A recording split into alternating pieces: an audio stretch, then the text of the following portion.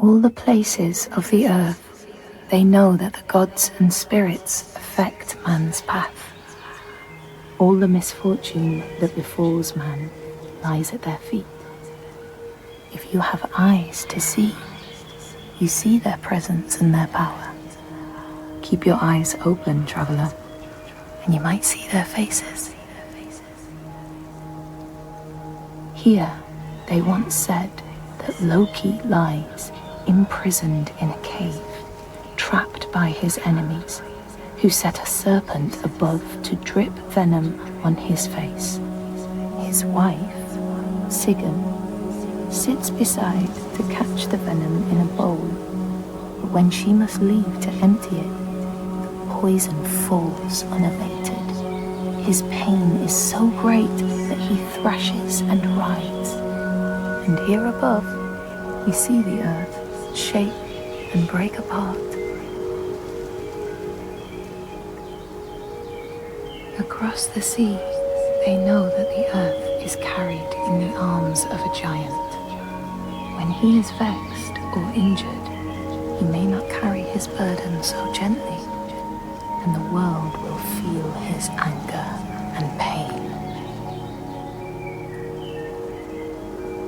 In a land far away, they say the winds are trapped inside the earth. They try always to make their escape, and they buffet and beat on the walls of their prison, causing the earth to quiver. And when they break through, they make their escape. They explode out in fury.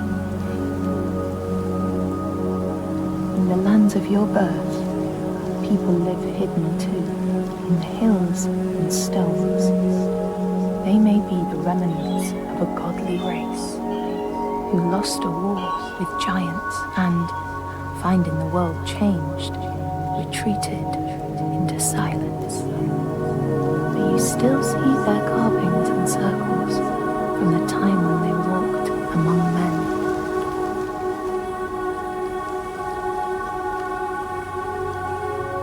Here they know that if times are harsh, you may ask of the hidden folk to share their bounty. And if you are strong and wise and good, they may hear your plea and send you aid.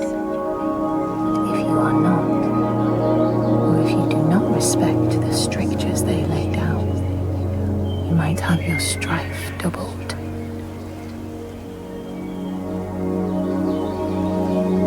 In the lands of your birth, and in these lands too, they know that people can be taken by the secret fair ones. If you are not careful and do not keep to the pathways, you may find yourself among them.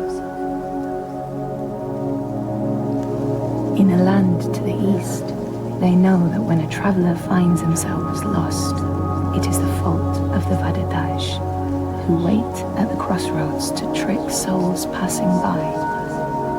The only remedy is to let your horse lead you home, because beasts have no souls. But if you have no horse, your soul is lost forever.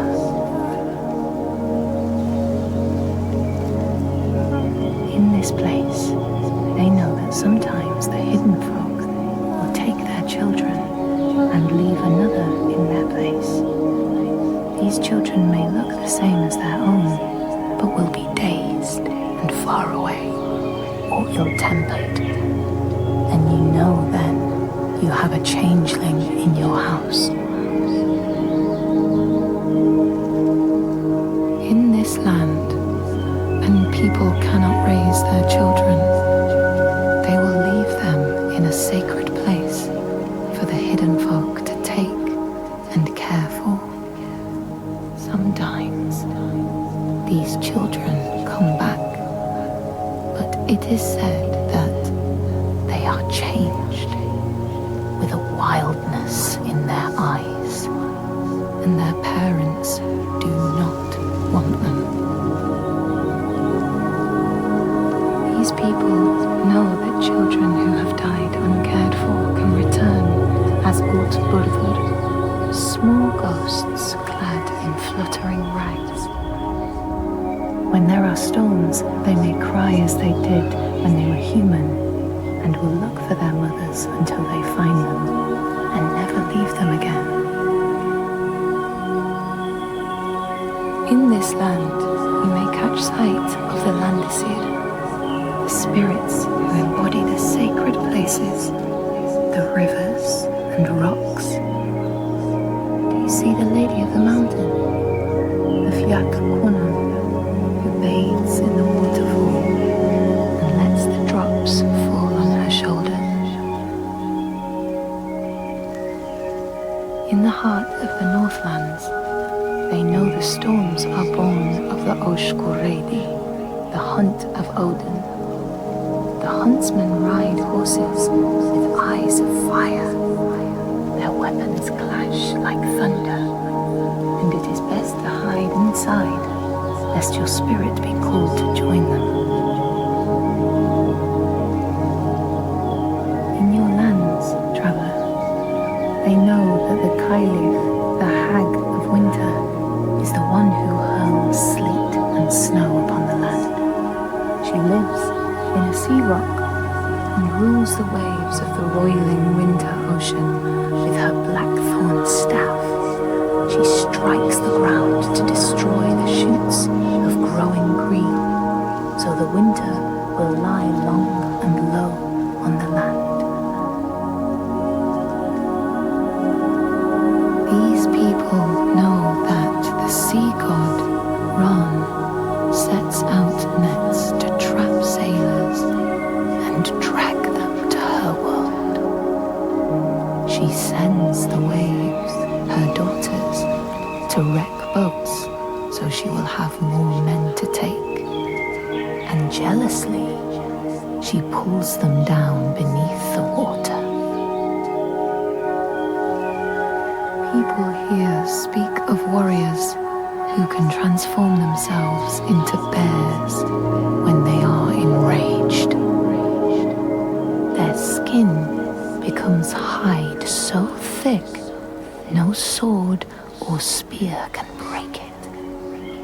When King Hrolfr fought Skald, many people saw a great bear fighting beside him, who killed more men with its paw than any 5 soldiers.